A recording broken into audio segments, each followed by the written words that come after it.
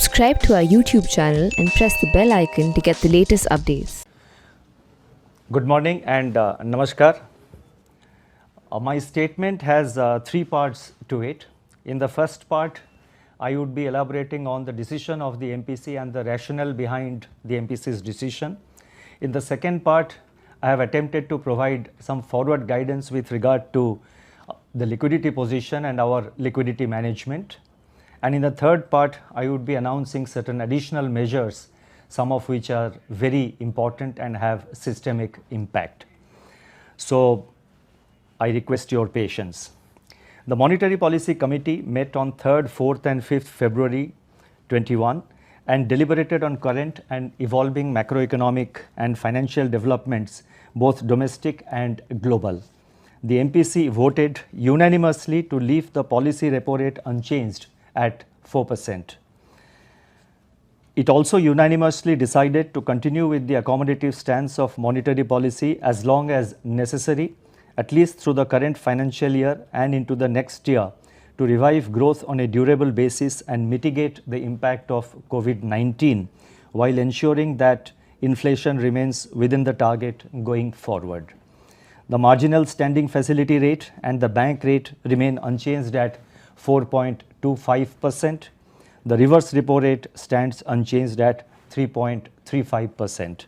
I would like to first set out briefly the broad contours of the MPC's decision-making process and its underlying motivation.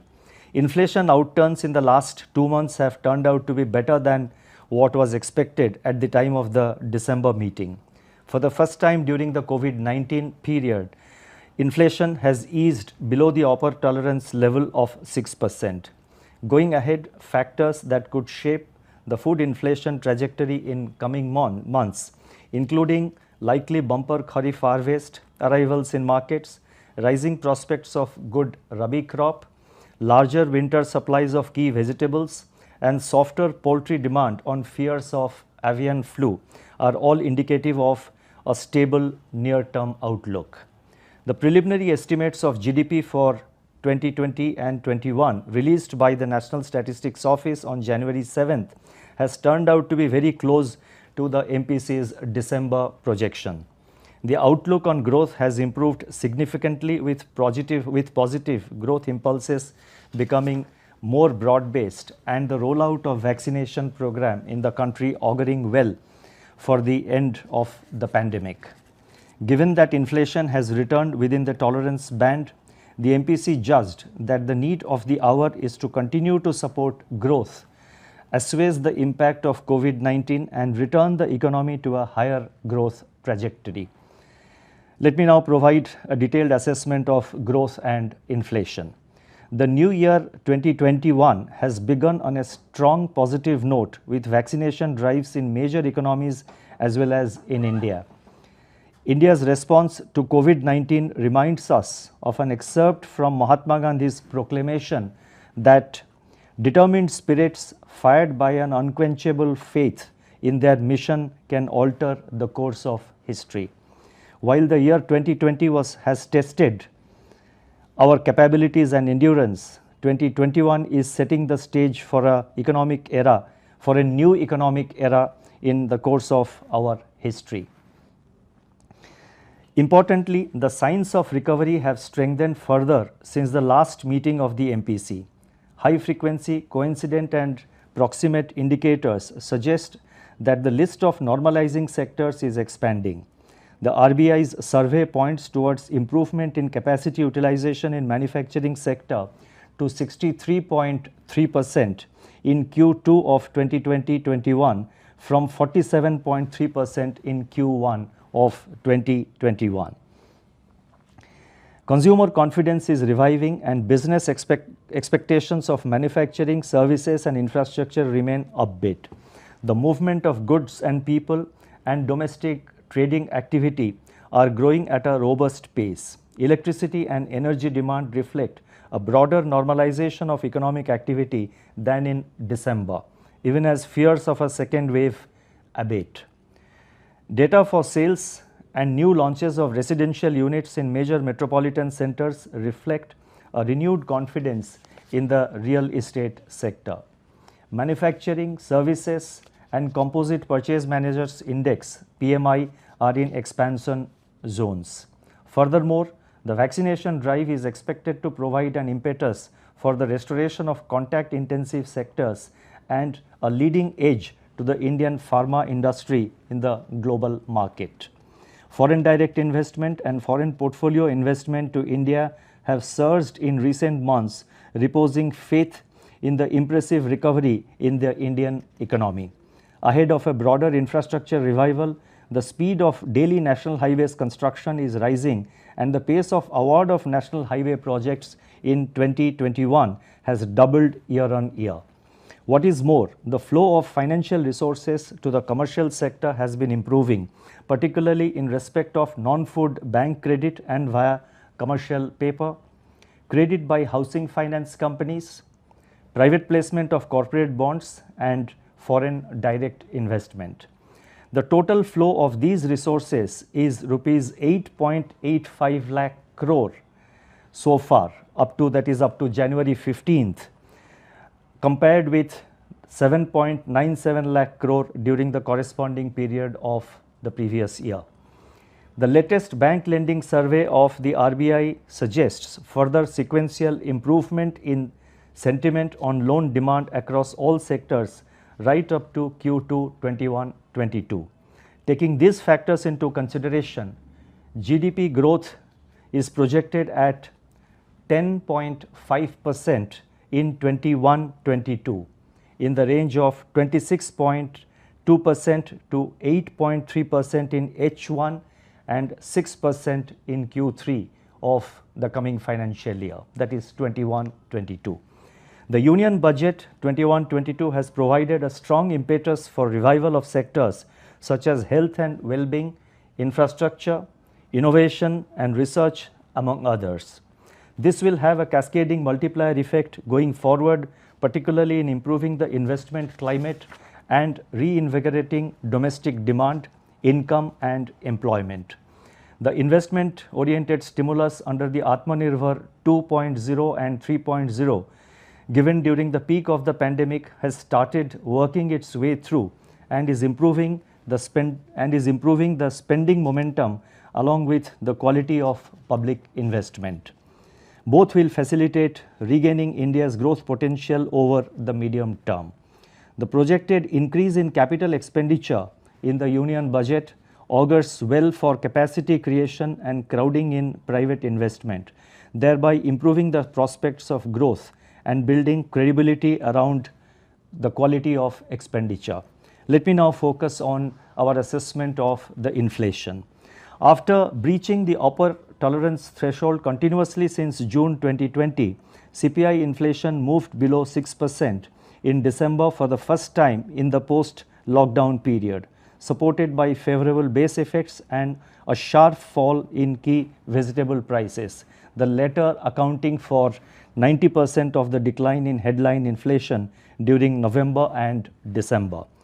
Both higher fresh arrivals and active supply side interventions contributed to this favorable development. It is expected that vegetable prices will remain soft in the near term, while pressures may continue to persist in certain key food items.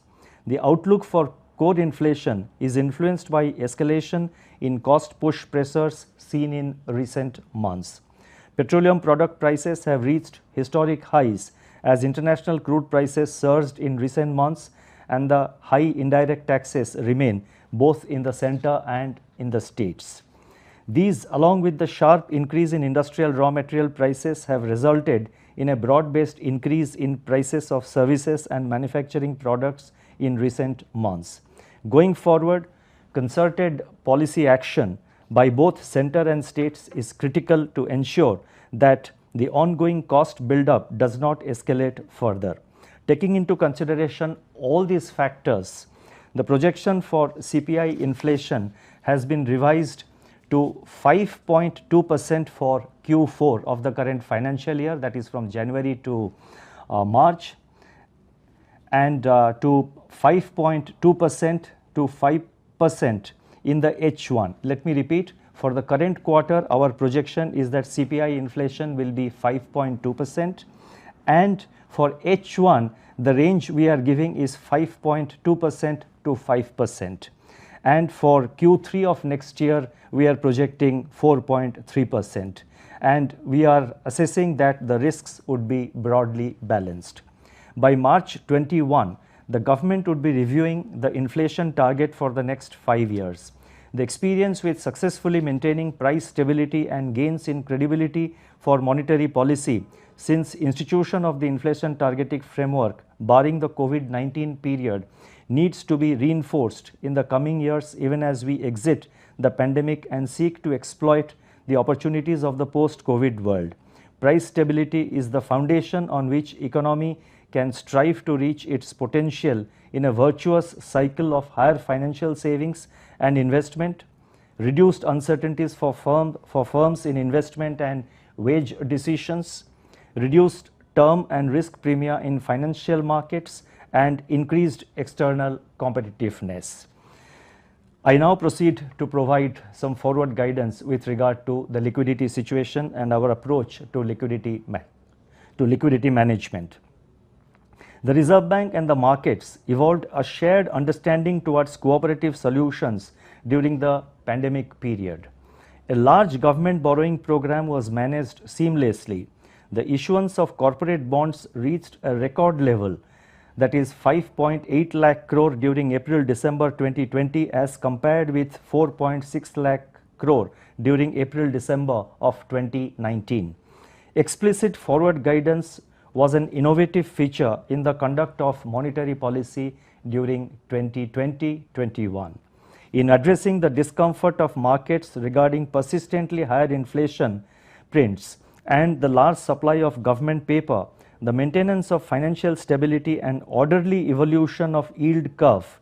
I have said this before and I repeat, the maintenance of financial stability and the orderly evolution of the yield curve were explicitly regarded as public goods, as the benefits accrue to all stakeholders in the economy.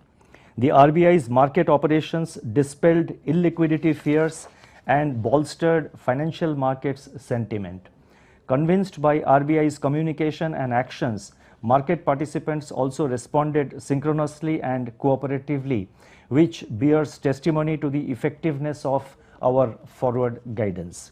The measures taken by the RBI through a combination of policy rate cuts, proactive liquidity management, and regulatory forbearance against the backdrop of global spillovers and the nationwide lockdown ensured smooth transmission of policy rate cuts across the market spectrum, narrowing of risk spreads and rekindling of the corporate bond market.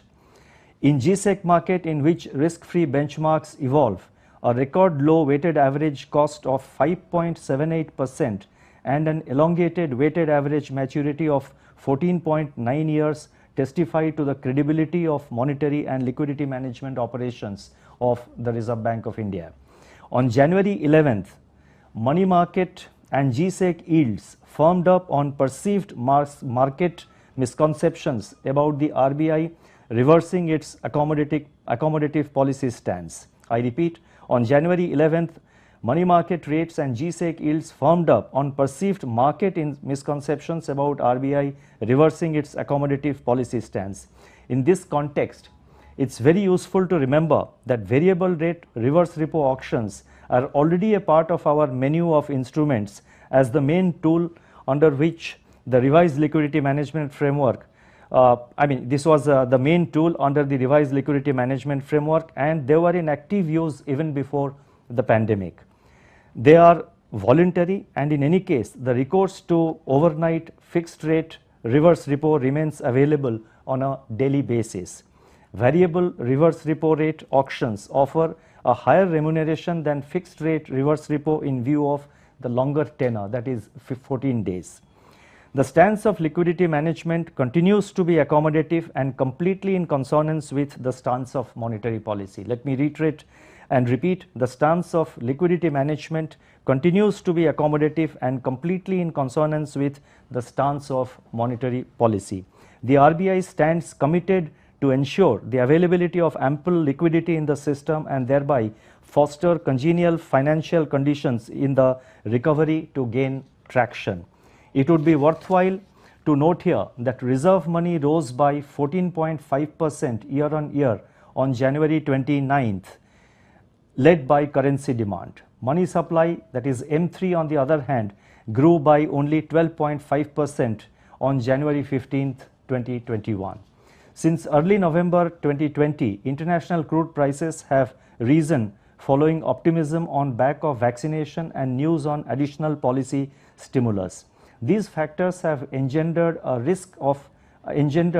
return of risk appetite and an intensified search for returns, resulting in surges of capital flows into emerging market economies like India and consequent increase in volatility in financial markets.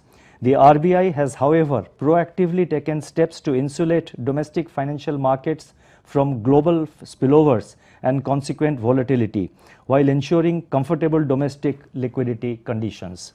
A two-phase normalization of the cash reserve ratio (CRR), which I am going to announce, needs to be seen in this context.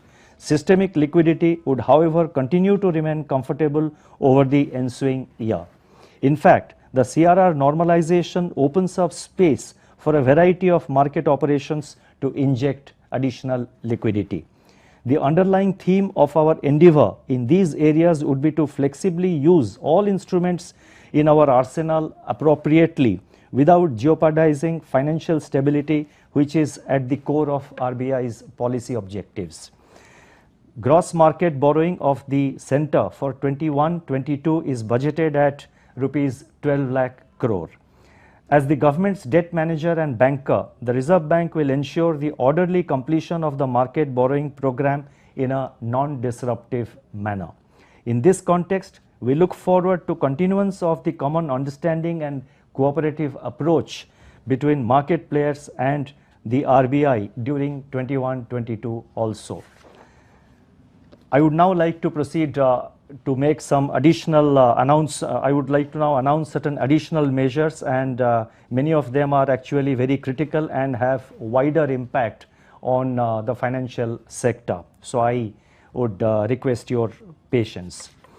The first set of measures relate to liquidity. The first measure is TLTRO on-tap scheme, inclusion of NBFCs in the scheme. With a view to support revival of activity in specific stressed sectors, the RBI had announced the TLTRO on-tap scheme for banks on October 9th, 2020. Given that NBFCs are well-recognized conduits in reaching out to the last mile in various sectors, it is now proposed to provide funds from banks under the TLTRO on-tap scheme to NBFCs for incremental lending to specified stressed sectors. The next announcement relates to restoration of CRR in two phases beginning March 21. To tide over the disruption caused by COVID-19, the cash reserve ratio of all banks was reduced by 100 basis points to 3% for a period of 1 year ending 26th March 21. On a review of monetary and liquidity conditions, it has been decided to gradually restore the CRR in two phases in a non-disruptive manner to 3.5% effective from March 27th and 4% effective from May 22nd, 2021. As mentioned earlier, the CRR normalization opens up space for a variety of market operations of the RBI to inject additional liquidity. The next measure relates to marginal standing facility MSF extension of the relaxation. On March 27th last year, banks were allowed to avail of funds under the marginal standing facility MSF by dipping into statutory liquidity ratio up to an additional 1% of net time and demand liabilities. This facility, which was extended in phases up to 31st March 2021, that is coming 31st March, will now be available for a further period of another 6 months, that is up to September 30th, 2021. To provide comfort to banks on their liquidity requirements. This dispensation provides increased access to funds to the extent of rupees 1.53 lakh crores. The next set of announcements relate to regulation and supervision, and the first one relates to SLR holdings in held to maturity category, that is in HTM category. In order to provide certainty to market participants in the context of the borrowing program of the center and states for 21-22, it has now been decided to extend the dispensation of enhanced HTM of 22% up to March 31st, 2023. To include securities acquired between 1st April 21 and 31st March 22. The HTM limits would be restored from 22% to 19.5% in a phased manner starting from the quarter ending 30th June 2023. It is expected that banks will be able to plan their investments in SLR securities in an optimal manner with a clear glide path for restoration of HTL limits. Credit to MSME entrepreneurs. In order to incentivize new credit flow to MSME borrowers, scheduled commercial banks will be allowed to deduct credit disbursed to new MSME borrowers from their NDTL for calculation of CRR. For the purpose of this exemption, new MSME borrowers would be those who have not availed any credit facilities from the banking system as on 1st January 21. This exemption will be available for exposures up to Rs 25 lakh per borrower for credit extended up to the fortnight ending October 1st, 21. Details of the scheme would be spelled out in the circular. Capital conservation buffer and net stable funding ratio, that is CCB and NSFR. The emphasis of regulatory interventions by the Reserve Bank has veered towards supporting and nurturing the recovery. It has therefore been decided to defer the implementation of the last tranche of capital conservation buffer of 0.625% and also defer the implementation of the net stable funding ratio by another 6 months from 1st April to October 1st, 21. Review of regulatory framework for microfinance. Microfinance sector plays an important role in the last mile delivery of credit to the needy segments. In view of the evolving role of the sector and the need for a robust framework for enhanced delivery of last mile credit and strengthening consumer protection, the Reserve Bank will come out with a consultative document harmonizing regulatory frameworks applicable to various regulated lenders in the microfinance space. Next announcement relates to Expert Committee on Primary Urban Cooperative Banks, that is UCBs. The urban cooperative banks, I am referring to primary urban cooperative banks, are an important segment of the credit structure of our country. The Reserve Bank has undertaken several measures in the recent past to strengthen the urban cooperative banking sector and deepen financial inclusion. The recent amendments to the Banking Regulation Act 1949 have brought near parity in regulatory and supervisory powers between urban cooperative banks and commercial banks, including those related to governance, audit and resolution.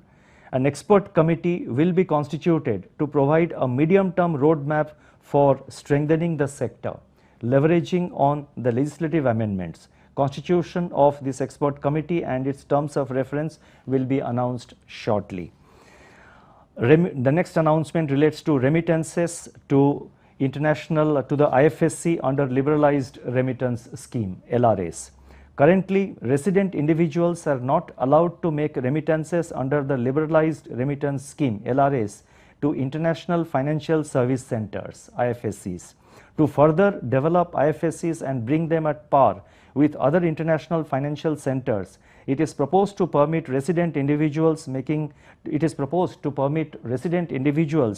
make remittances to IFSCs for investment in securities issued by non-resident entities in IFSCs.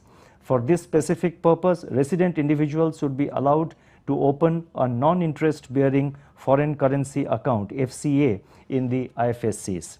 The next set of announcements relate to deepening of financial markets.